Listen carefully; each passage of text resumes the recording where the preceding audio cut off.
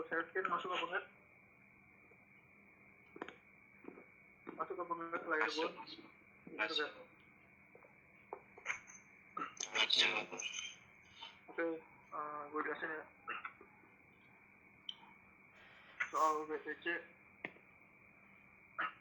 ini kalau misalnya kita ngomongin teknik, jadi emang ini kalau misalnya ngeliat BTC, ini BTC itu ada kemungkinan masuk 521. Nah, paling tepatnya gimana, nunggu closing dulu 521 nya kuat apa enggak. Konfirmasinya di BBD di mana sekarang posisinya?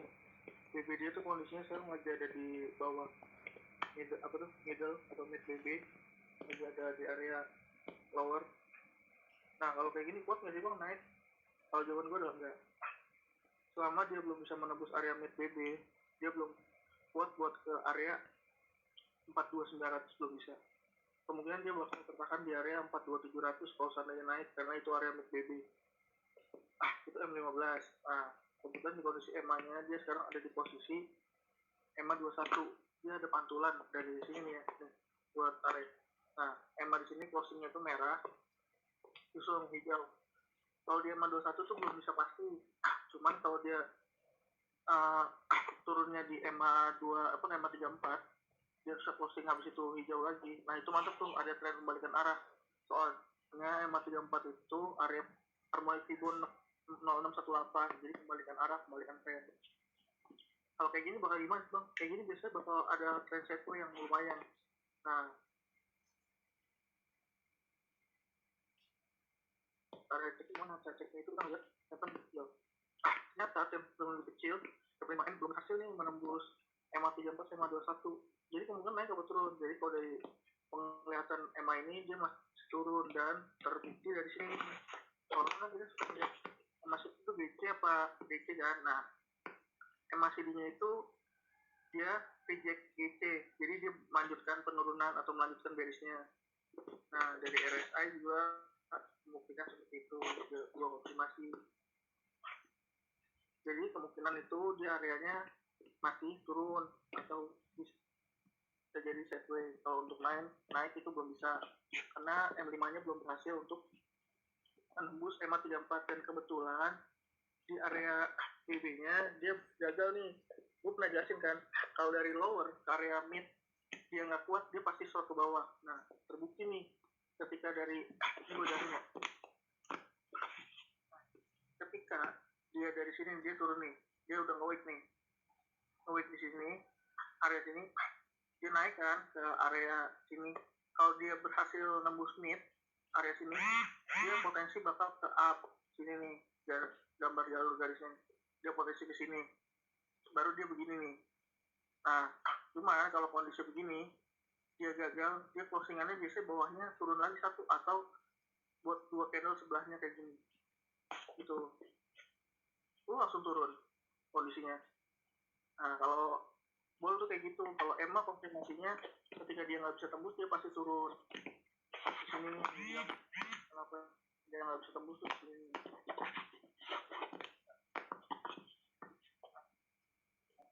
Yang belum bisa tembus tuh daerah sini. Dan dia di sini reject MACD-nya. RSI-nya juga menunjukkan dia bakal turun dulu. Kayak bang, kok RSI lu 3 kayak gitu? Punya gue cuma 1, jadi kalau gue di setting sini nih kalau buat RSI nih, kalau kalian nggak tahu pengaturannya. Nah, RSI gue tuh settingan gue bilang gitu kan stokasnya. Nah, di sini nih lu bisa cek RSI-nya tuh pengaturannya. Jadi kalau gue sebenarnya biasa pakai 9 5.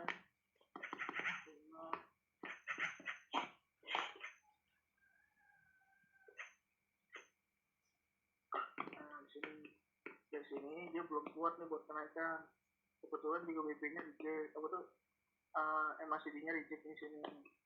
Nah, coba tuh next candle-nya merah, karena dia belum kuat.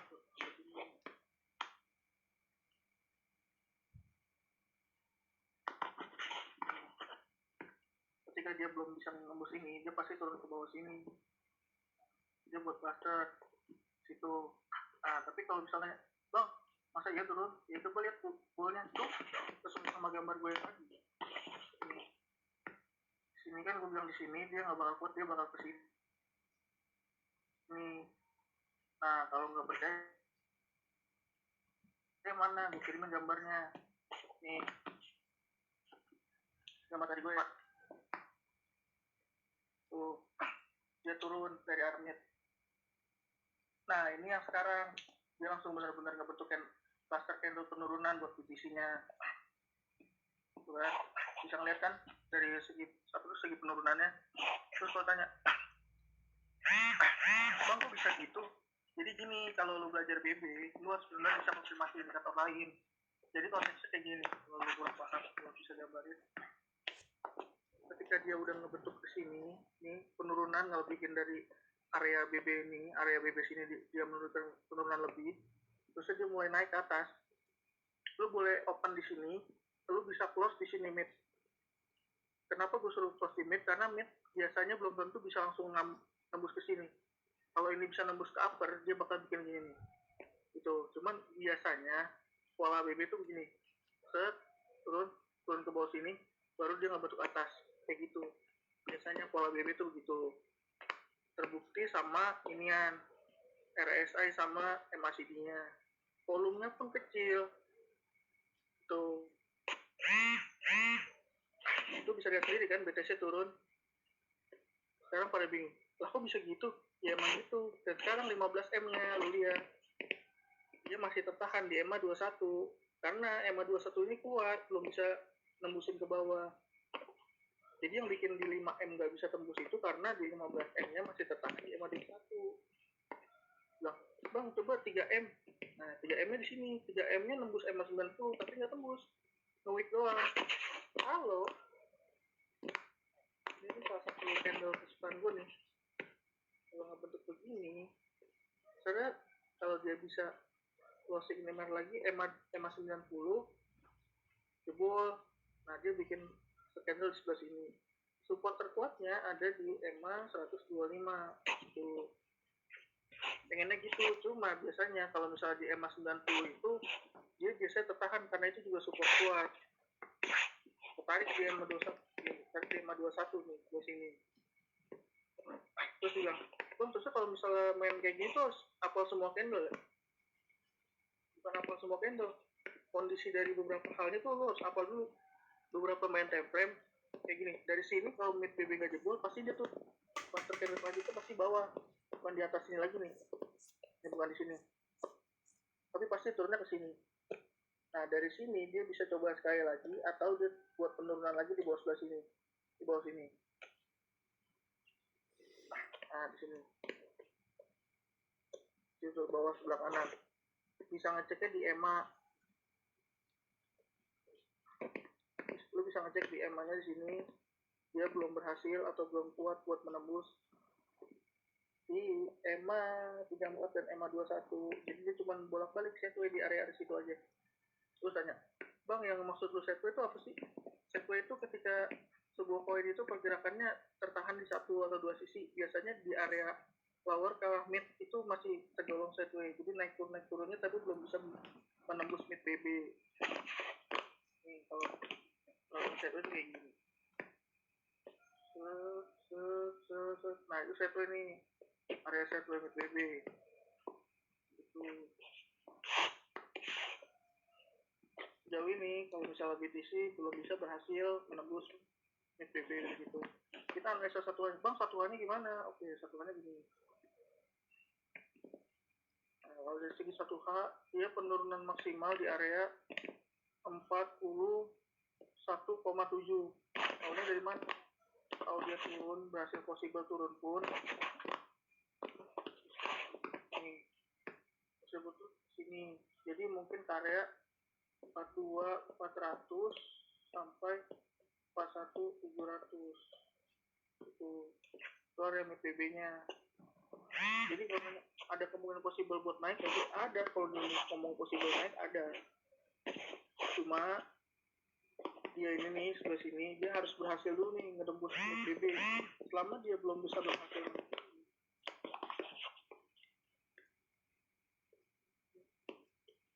trennya belum bisa naik gitu. Lagi volumenya pun nggak ngangkat di sini. ETH. Bang, ETH gimana? ETH 15M nya sama, tertahan di area EMA 21.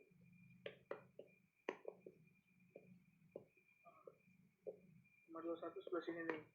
Kalau misalnya dia kuat, ini biasanya masuk EMA 21 pas setway, nggak mungkin langsung gini, nggak bisa.